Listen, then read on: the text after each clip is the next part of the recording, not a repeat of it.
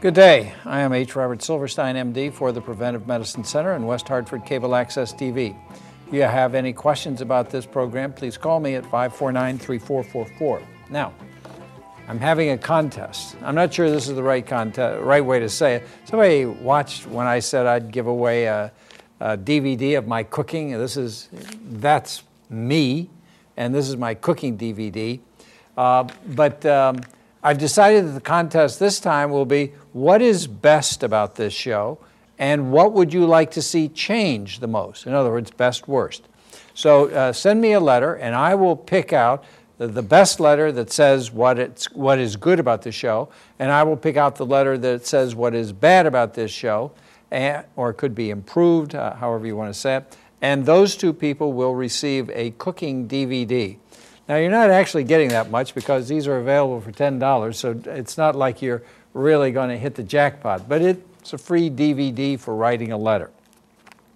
I recently had to take a trip to Boston and stop just inside Massachusetts at the gas station on the Turnpike, and I went in there, and they had Lavazza Espresso whatever, and they had the Mighty Leaf teas. I had a Mighty Leaf green tea. Mighty Leaf teas are really just wonderful, and you can pick these up in the local natural food stores as well as in some of the local restaurants. When you order tea, they'll bring you these to choose from.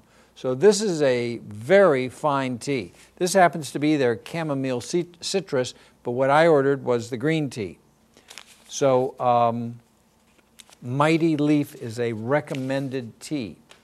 For those people who are having difficulty controlling their appetite, I have been recommending a product called Natural Appetite Control by Life Extension Foundation. You can go on their website, which is lef.org, or call their 800 number and learn more about it. And that number is 800-544-4440. So if you have questions about natural appetite control, and they also have a product called Natural Blood Pressure Control. I do not recommend all of their products. They have some good products, but other companies also have good products. And I think that you could check in the local natural food stores. And if you have questions about them, like I said, give me a call at the office, and I'll answer brief questions if you wish. This is Yogi Tea. This is from one of the natural food stores. In fact, I think both the natural food stores, Whole Foods and Wild Oats, have this. I have heard a rumor that since Whole Foods bought Wild Oats, that Wild Oats is going to close down. I don't know that. In a certain sense, it seems a little odd that there would be two such large stores kind of competing with each other, for lack of a better way to say it.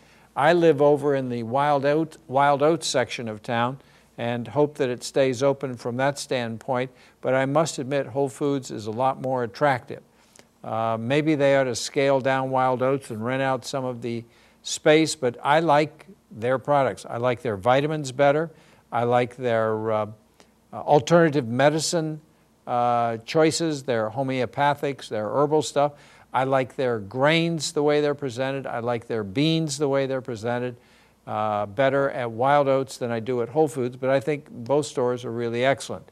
I do think that you have much greater variety on what you call the hot trays at Whole Foods, but I have some pretty good choices at Wild Oats also. So this is Yogi Tea, Y-O-G-I, tea, and it's called fasting, and it actually helps control your appetite.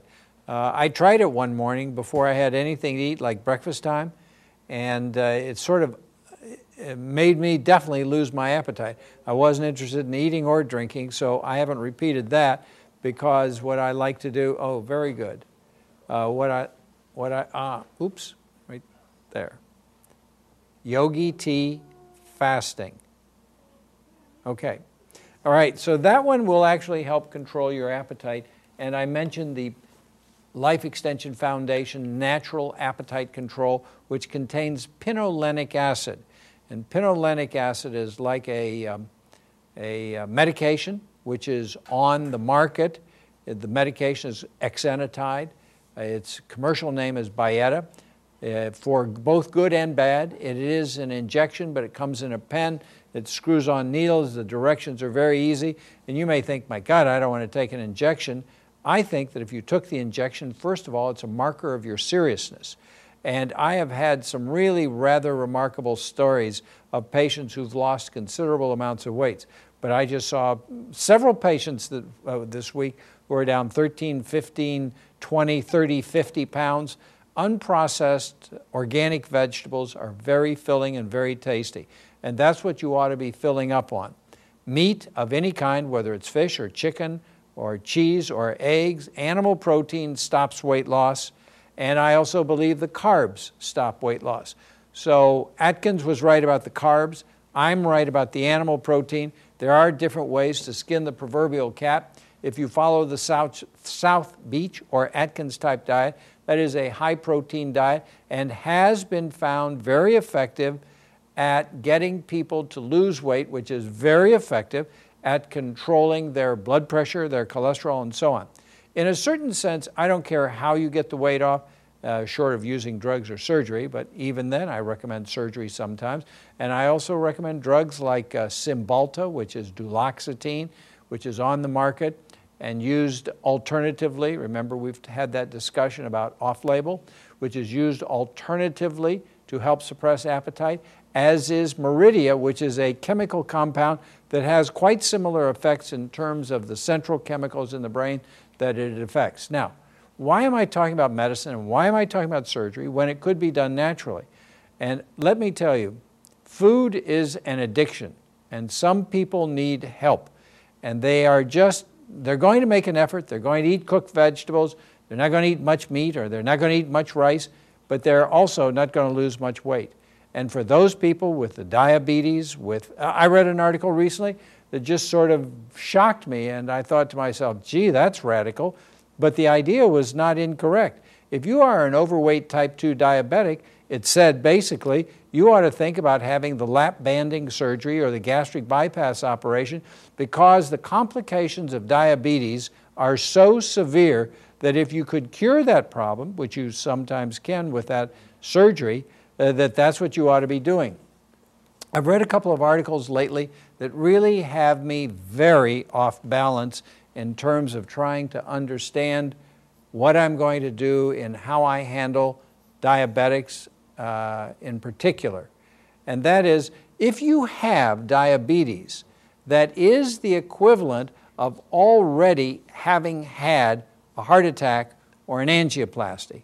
In other words, the mere presence of diabetes without high cholesterol, although it's usually with high cholesterol, without high blood pressure, although it's frequently with high blood pressure, the mere presence of diabetes in terms of generating hardening of the arteries is equivalent to people who've already had a heart attack, and obviously those people have hardening of the arteries, they already had a heart attack. So my point for telling you that is I am now becoming much more aggressive about evaluating my patients with nuclear stress tests who have had diabetes. Now,